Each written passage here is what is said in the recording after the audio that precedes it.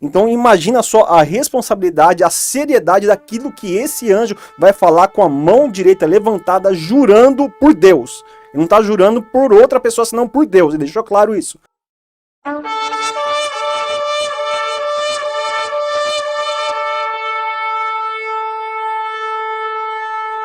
Primeiro eu quero ler o pequeno trecho de 1 Tessalonicenses 4, onde ali também é mencionado trombeta.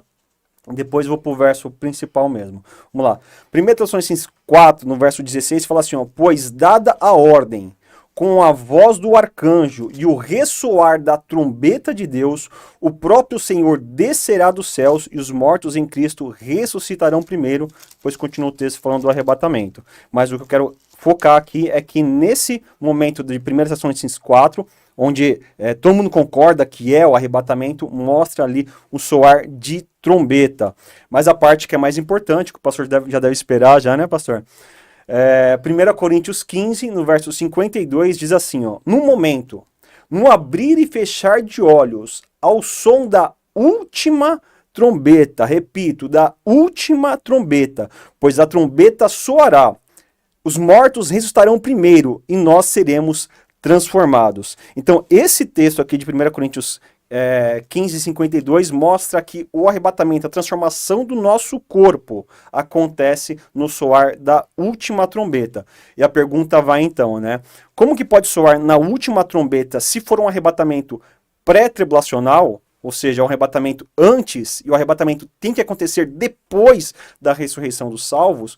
Como é que durante a grande tribulação vão tocar trombetas? E como é que já vou adiantar um pouquinho, em Mateus 24, no verso 30, fala ali também que tem o soar, no 31, tem o soar de trombetas também no final da grande tribulação. Por que a pergunta? Porque eu entendo, se é a última, não tem que ter mais. Última é última, não pode ter outra, é última. Então, como é que o pré-tribulacionismo sai dessa pergunta?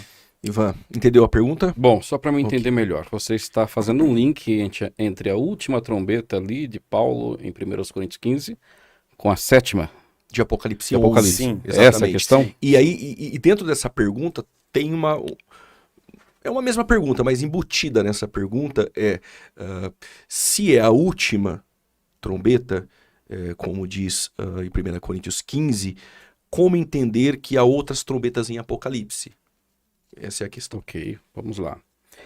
Em primeiro lugar... Vamos lá. Só para fortalecer um pouquinho mais a pergunta. Além das 7 trombetas que acontecem durante a grande tribulação, por que ainda tem trombeta também em Mateus 24? Que seria a segunda vinda para o... Senhor entende que é no final da grande tribulação também. Ótimo. O senhor entende dessa forma, certo? Entendeu, Ivan? Sim. Ok, vamos lá. Perfeitamente. Bom, em primeiro lugar, as 7 trombetas de Apocalipse, elas estão em um contexto específico, que é um contexto de juízo, de julgamento. A 7ª trombeta, quando ela é tocada, soada ali em Apocalipse, capítulo de número 11, né? Versículo de número 15, vai dizer: E tocou o 7º anjo a sua trombeta, e houve no céu grandes vozes que diziam: Os reinos do mundo vieram a ser de nosso Senhor e do seu Cristo, e ele reinará para todo o sempre. Em primeiro lugar, eu entendo que essa 7ª trombeta, como eu já disse, ela está em um contexto de julgamentos, de juízo. É algo bem distinto daquela trombeta mencionada por Paulo em 1 Coríntios, capítulo 15. Outro detalhe, esta 7ª trombeta, de fato, ela não é tocada no fim da grande tribulação. Ela é tocada na primeira metade da grande tribulação. É ela quem faz a divisão do período de 3 anos e meio iniciais e dos últimos 3 anos e meio. Outro ponto, ela faz o anúncio dos eventos que ocorrerão no fim da tribulação.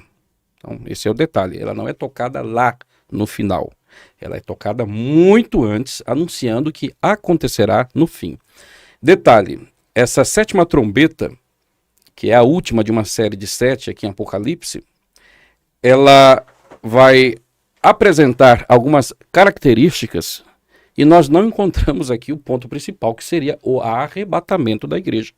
Caso essa última trombeta aqui dessa série de 7 seja a mesma lá de 1 Coríntios capítulo 15.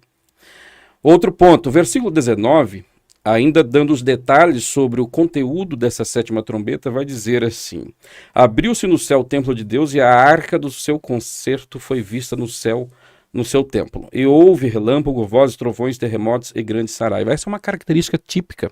Quando você vê ali o sétimo selo sendo aberto, também vai falar sobre isso. É um prenúncio dos juízos que ainda haverão.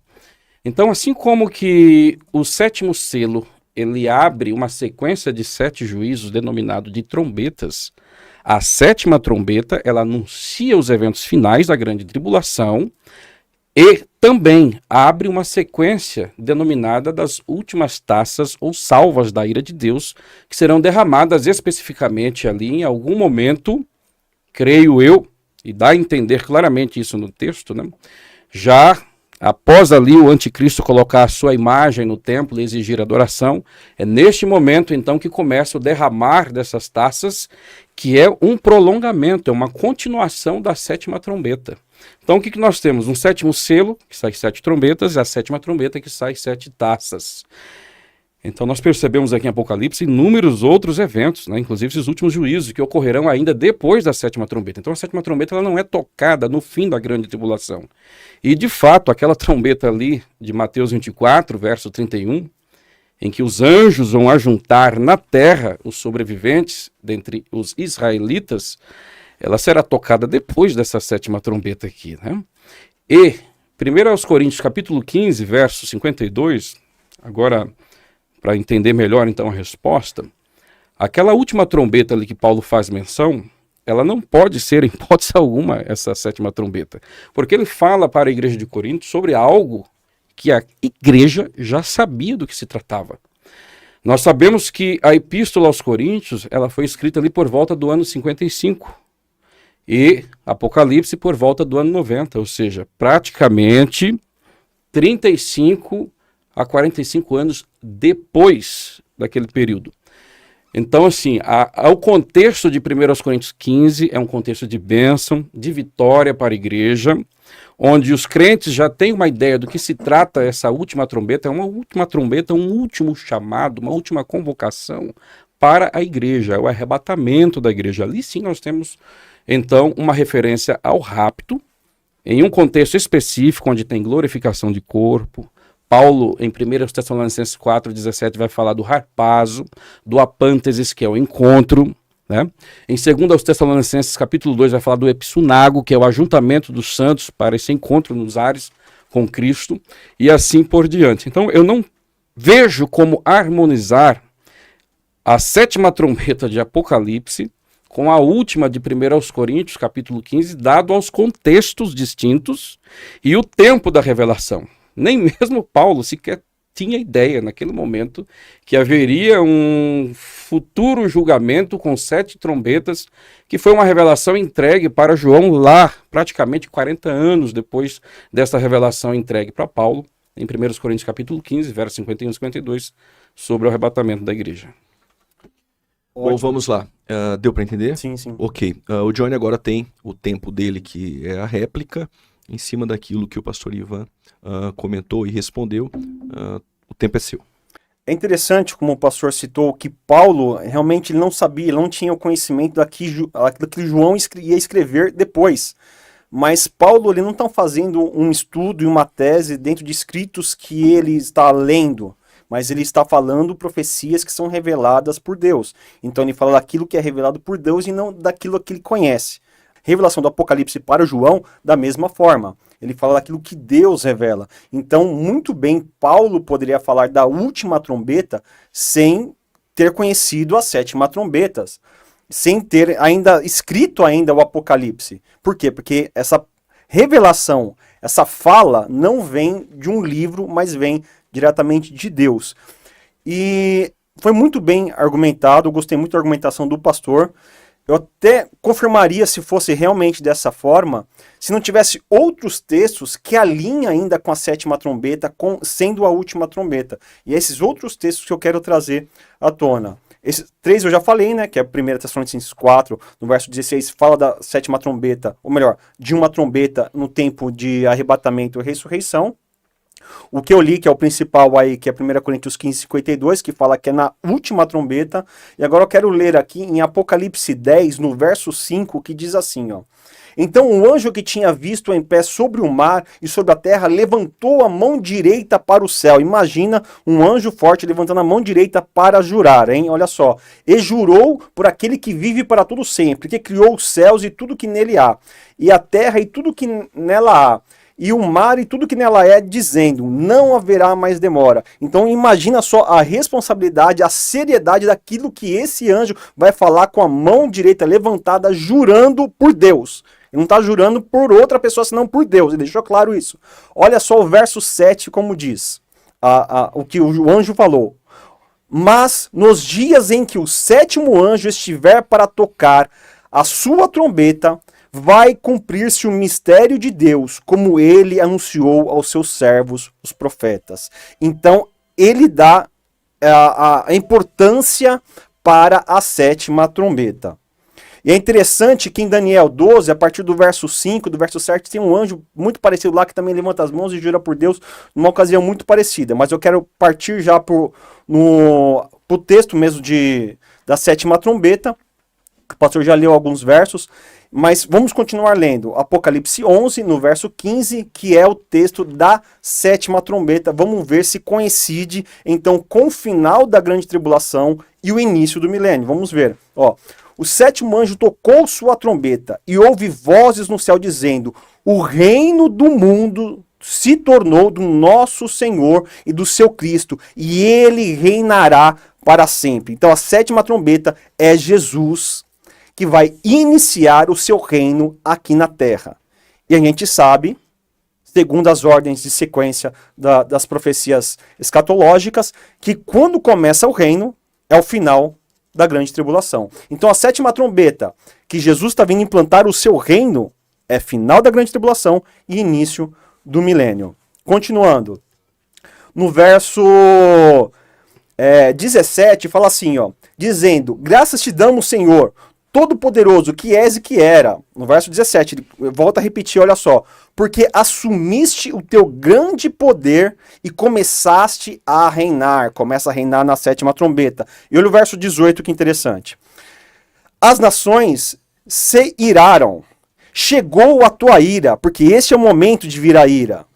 A ira contra os ímpios, contra aqueles que são desobedientes. E olha só o verso 18. Chegou o tempo de julgar os mortos e de recompensar os seus servos, os profetas, os teus santos e os que temem o teu nome, tanto pequenos como grandes. E a gente conhece esse contexto como o período dos galardões. Período que a gente junta ali tá, com a ideia das bodas do cordeiro, quer trazer recompensa.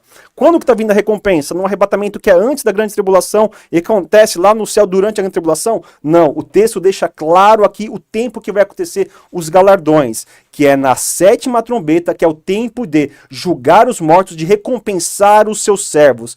Esse é o tempo de julgar os mortos. E é interessante que nós sabemos que o julgamento de mortos não é no estado de mortos, nem no juízo final e nem nos galardões. Então aqui já declara que, aqui não está completo, mas a gente pode completar com outro texto, que se está falando que é julgamento de mortos, é momento também de ressurreição. E continuando, só para complementar o texto e ficar completa essa réplica de resposta, Mateus 24, no verso 30, fala assim, ó. Então aparecerá no céu o sinal do Filho do Homem, e todas as nações da terra se lamentarão e verão o Filho do Homem. Lembra que na sétima trombeta também tem lamentação, que vai cair a ira sobre os inimigos também? Aqui fala, lamentarão e verão o Filho do Homem vindo nas nuvens do céu com poder e grande glória. No 31, ele enviará os seus anjos com grande som de trombeta, e esses reunirão seus eleitos os quatro ventos, de uma a outra extremidade dos céus. Então, revelando mais uma vez aí a última trombeta que coincide com o final da grande tribulação e início do milênio. Ok. Bom, vamos lá. Não tem a fala do Ivan, é a réplica do irmão Johnny, mas aquele que está em casa conseguiu absolver aí o pensamento tanto do pós-tribulacionismo quanto do pré-tribulacionismo. Aproveitando, Johnny, o pós-tribulacionismo, pelo que eu entendi, selos, trombetas e taças, você vê em ciclo, né? Não é linear o Apocalipse. os 7 selos, as 7 trombetas, as 7 taças, é o mesmo evento ou não? Para você não? Alguns Não, entendem assim. não. São eventos distintos Distintos. que não estão nem em paralelos Não e estão em nem ordem em cronológica. sequência. Não, existe. Interessante, o livro eu consigo deixar isso aqui bem claro. No livro tem as sequências. Ótimo. Tem hora que vai falar do selo, daí tem Mas hora que vai essa falar da última sétima. trombeta é o fim do A última Apocalipse. trombeta é o fim. Ok. A última trombeta Então as é o taças já fim. ocorreram aí. Sim.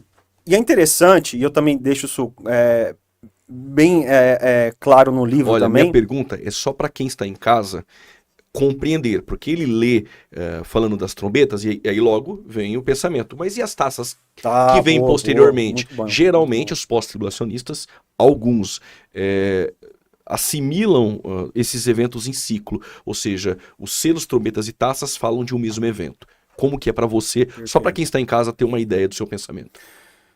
Primeiro, para entender o que eu vou responder, Ok. a gente precisa entender que o Apocalipse não está escrito na ordem cronológica. Quem defende, às vezes, tá aqui antes ou depois, vai debater com um monte de pontos ali que vai ver que a ordem não está na sequência cronológica, tá? Então, existe selos, existe trombetas, existe os trovões que a gente não sabe, ficou com um mistério para João, existe as taças. São acontecimentos que vão acontecer independente do outro.